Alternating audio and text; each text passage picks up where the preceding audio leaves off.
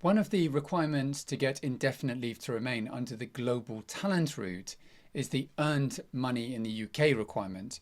And you can see the rule here. So it says the applicant must have earned money in the UK during their last period of permission in the field. And you've got to earn money in relation to your field of expertise. It can't be just doing anything.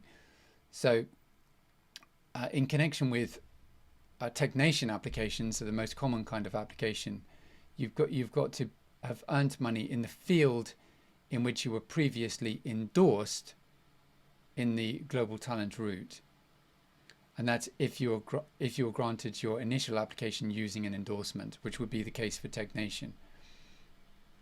Now the issue is this: what is earned money in the UK?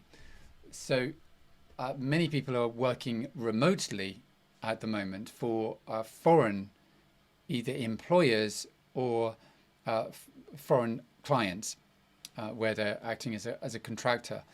Now, in either case, you've got to tread really carefully. On the face of it, this is a really easy requirement to satisfy because you've got to have earned money. Money isn't defined. That could be a very de minimis amount. I mean, in theory, a very small amount, £100, £1,000. To be on the safe side, I think I would usually have at least 1 month of earnings. And I've tested this point recently in a successful indefinite leave to remain application for a global talent applicant. And in that case, he actually had earnings, but under a different period of leave, under a different visa category. So he had been on the skilled worker route, on the earlier referred to as the tier 2 general route, and he'd earned money on that, but that money, in my view, didn't count under this provision because you've got to have earned money in the last period of leave. So as a global talent applicant, so you've got to have been endorsed, given the global talent visa, and then earned some money. So it's not sufficient to earn to rely on money that you've earned in the previous period of leave before you were granted the global talent visa. The unusual thing about the global talent route is that you can include that period, the previous period of leave, in the qualifying 3 years, though. So in his case, he wanted to switch as soon as possible, and because he'd already acquired or already accrued 3 months of leave, it was theoretically possible for him to apply for indefinite leave to remain immediately after getting the global talent visa, and I mean literally the day afterwards. But my advice was to wait a month, at least a month. So we waited a month, and during that month, we had a fresh period of earnings, 1 month's earnings, which could be proved by the accompanying payslips and the accompanying tax documents. And we used that to apply, and that was granted. So the application for indefinite leave to remain was granted. But the point I want to highlight is that be careful about earnings for a foreign employer. I mean, this idea of earning money in the UK is arguably referencing earning money when you are physically in the UK and from an entity that's in the UK, although that point hasn't been tested yet.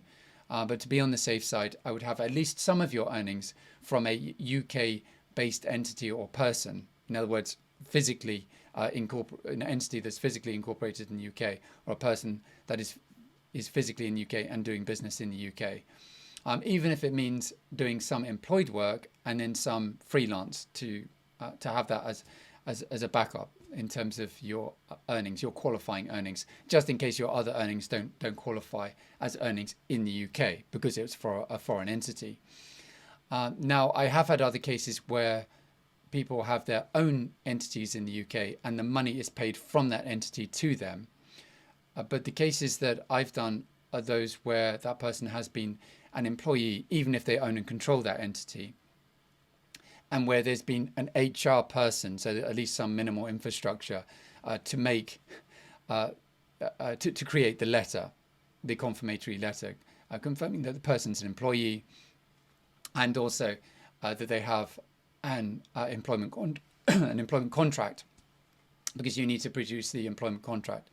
Now, where I wouldn't do that is where you are just setting up an entity for the purposes of freelancing, and that entity doesn't have any substance.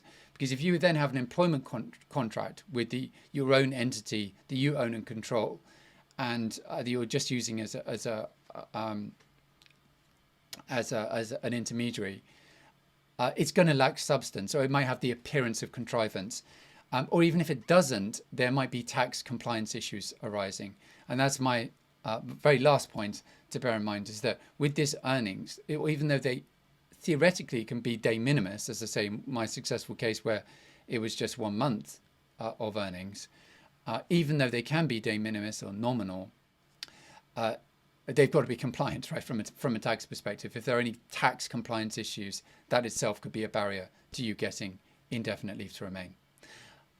Lastly, if you do want assistance, I have a consultation service. The link is in the description just below.